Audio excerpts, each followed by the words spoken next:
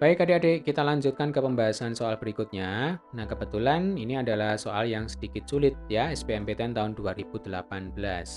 Sebuah sistem mekanik diperlihatkan tampak seperti pada gambar, sudut kemiringan bidang, theta sama dengan 30 derajat, dan bidang miringnya licin. Sistem berada dalam keadaan setimbang, serta massa katrol dan massa pegas dapat diabaikan.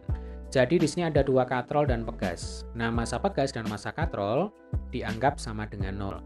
Jika setiap massa dijadikan dua kali semula, artinya di sini ada M1 dan M2, ini diganti dengan benda lain yang bermassa dua kali semula. Salah satu cara yang dapat dilakukan agar sistem tetap setimbang adalah, nah adik-adik, ini adalah soal gabungan antar konsep. Ya, jadi kalau kita lihat di sini ada bidang miring, kemudian ada sistem katrol, lalu di sini ada pegas. Konsep yang pertama tentu saja berkaitan dengan kesetimbangan. Jadi benda atau sistem dikatakan setimbang jika memenuhi syarat yang pertama adalah sigma torsi sama dengan 0 atau sigma F ya sama dengan 0. Kita mulai dari sigma F sama dengan 0. Ini adalah kesetimbangan translasi ya, Dek ya. Jadi translasi itu adalah gerak lurus. Sigma F sama dengan 0. Nah, syarat yang kedua adalah sigma torsi sama dengan 0. Jadi torsi itu adalah momen gaya. Ini adalah setimbang secara rotasi. Rotasi itu gerak melingkar. Nah, kita pelan-pelan saja ya. Kita mulai dari syarat yang pertama. Di sini, di sistem ini yang bergerak translasi itu adalah M1 dan M2. Artinya, supaya M1 dan M2 diam, tidak bergerak translasi, ya M2 tidak bergerak naik turun, kemudian M1 tidak bergeser, maka gaya yang bekerja baik pada M1 dan M2 ini harus saling meniadakan, atau sigma F harus sama dengan 0. Jelas ya? Lalu yang kedua, ini adalah syarat kesetimbangan rotasi. Rotasi itu gerak melingkar. Di sistem ini yang bergerak melingkar adalah katrol ya. Jadi katrol 1 dan katrol 2 ini tidak boleh berputar. Nah, supaya tidak berputar, berarti momen gaya, baik yang bekerja pada katrol 1 dan katrol 2 ini harus saling meniadakan. Jadi torsi itu kata lainnya adalah momen gaya. Nah, torsi sendiri itu rumusnya adalah, masih ingat, R dikalikan dengan F. Ya, jadi R itu adalah jarak gaya ke poros. Kalau F itu gaya. Nah, nanti kita akan bahas lebih detail ya. Selanjutnya di sini ada pegas. Pegas itu punya konstanta pegas K, begitu ya. Nah, menurut hukum Hooke, gaya pegas itu rumusnya adalah F sama dengan K kali delta X.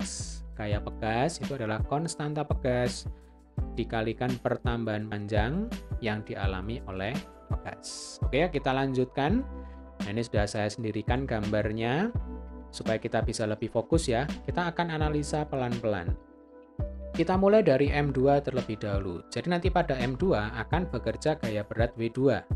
Gaya berat itu arahnya selalu ke bawah, ya Dek ya. Kemudian di sini ada gaya tegang tali. M2 itu akan merasakan gaya tegang tali ke atas, sementara katrol ini akan merasakan gaya tegang tali ke bawah. Ini saya beri nama T2 ya supaya seragam. Jadi M2, W2 ini T2. Nah, ingat pada M2 itu berlaku sigma F sama dengan 0 supaya M2 tidak bergerak translasi. Nah, ini pada M2. Artinya gaya ke atas T2 harus sama dengan gaya ke bawah W2. Jadi T2 ini harus sama dengan W2. Selanjutnya kita bergeser ke M1 ya. Berarti pada M1 ini sama ya Dek ya, akan bekerja gaya berat W1. Nah, karena M1 ini diletakkan di atas bidang miring, maka W1 ini bisa kita uraikan menjadi 2. Nah, ini ada yang searah dengan bidang miring. Kalau searah dengan bidang miring, ini langsung saja sin, ya, berarti W1 sin theta. Kalau yang tegak lurus, ini langsung saja cos. Ini harus dihafalkan supaya cepat, ya. Jadi nanti di sini ada W1 sin theta, kemudian yang ini adalah W1 cos theta. Ingat, ini bidang miringnya licin, ya, jadi gaya geseknya sama dengan 0. Artinya nanti gaya yang menyebabkan benda bermassa M1 ini bergerak turun ke bawah itu adalah W1 sin theta. Nah, dari gambar kita lihat di sini M1 terhubung dengan katrol ya. Katrolnya massanya diabaikan, artinya massanya sama dengan 0. Lalu di sini ada tali, berarti ini ada gaya tegang tali. Kita misalkan T1. Yang terhubung dengan pegas ini kita misalkan T3. Begitu ya, biar beda. T1, T2 dan T3. Nah, adik-adik kembali di sini pada M1, nah nanti akan berlaku sigma F sama dengan 0 ya, supaya M1 tidak bergerak. Artinya gaya ke bawah sama dengan gaya ke atas. Gaya ke atas di sini kita jumlahkan terlebih dahulu. Jadi T1 ditambah T3 ya, kita total. Harus sama dengan gaya yang ke bawah. Gaya yang ke bawah di sini bukan W1, bukan W1 cos theta ya, melainkan yang searah dengan bidang miring, yaitu W1 sin theta. Ya. Nah, Adik-adik, karena di sini satu tali, ini kan talinya sama ya. Terus di sini ada katrol, katrolnya diabaikan masanya. Maka berlaku T1 sama dengan T3. Ya, jadi T1 sama dengan T3. Alasannya karena satu tali. Alasan yang kedua adalah katrol masanya diabaikan. Jadi T1 sama dengan T3. Sehingga nanti bisa kita tuliskan yang ini ya, kita tuliskan T1 diganti dengan T3. Jadi T3 ditambah T3 sama dengan 2T3. Sama dengan W1 sin theta. Nah, kemudian T3 ini langsung berhubungan dengan pegas. Betul ya, Dek ya? Berarti nanti T3 itu sama dengan gaya pegas. Sama dengan apa? Sama dengan K kali delta X. Berarti T3 itu sama dengan K kali delta X. Nah, kalau T3 ini kita masukkan ke sini, maka nanti kita dapatkan 2 kali K kali delta X sama dengan M1 kali G kali sin theta. Sampai sini bisa dipahami ya. Nah, ini saya beri tanda dulu karena ini penting. Nah, 2 kali K kali delta X sama dengan M1 kali G kali sin theta. Ingat, karena kita mau membandingkan, maka kita coret dulu variabel atau angka yang tidak berubah.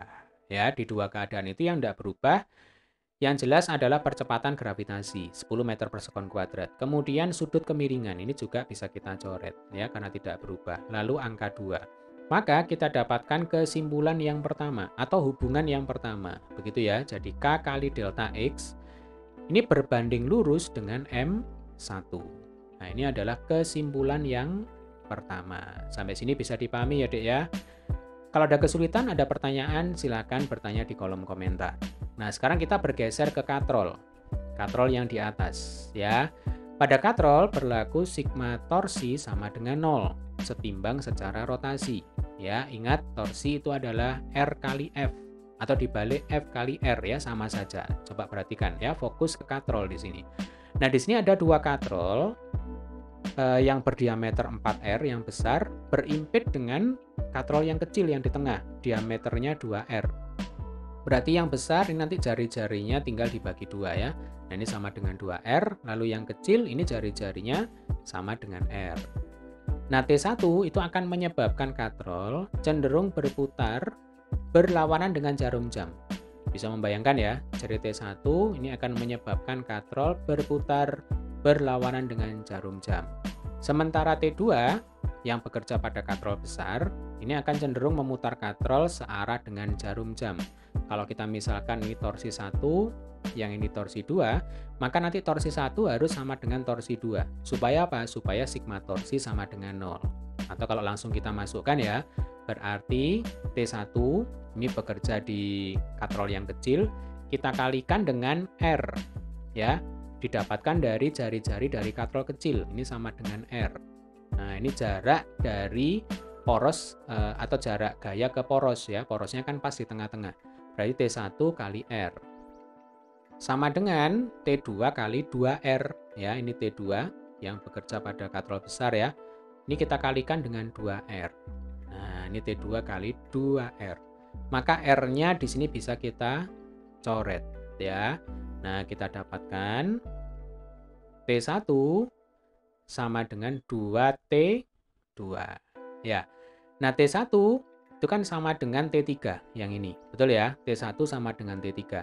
T3 sendiri itu sama dengan K kali delta X. Berarti K kali delta X sama dengan 2T2. Nah, T2 itu sama dengan W2. Berarti K kali delta X sama dengan 2 kali M2 kali G. Jelas ya? Nah, kembali lagi karena kita mau membandingkan, berarti kita coret dulu variabel atau angka yang tetap ya, yang tidak berubah. Yang jelas di sini angka 2 bisa kita coret. Kemudian gravitasi juga bisa kita coret. Nah, maka kita dapatkan kesimpulan yang kedua atau hubungan yang kedua, yaitu K kali delta X berbanding lurus dengan M2. Nah, ini adalah kesimpulan yang kedua ya, Dek ya. Atau nanti kalau kita tuliskan, ini adalah kesimpulan yang pertama. Lalu yang ini adalah kesimpulan yang kedua. K kali delta X berbanding lurus dengan M1. K kali delta X juga berbanding lurus dengan M2. Nah, di sini yang ditanyakan itu adalah upaya apa yang bisa kita lakukan ketika M1 dan M2 itu dijadikan 2 kali semula dan sistemnya tetap setimbang. Jadi kalau saya tuliskan ya, M1 ini diubah menjadi 2M1. M2 ini diubah menjadi 2M2. Nah, upaya apa yang harus kita lakukan supaya sistemnya setimbang?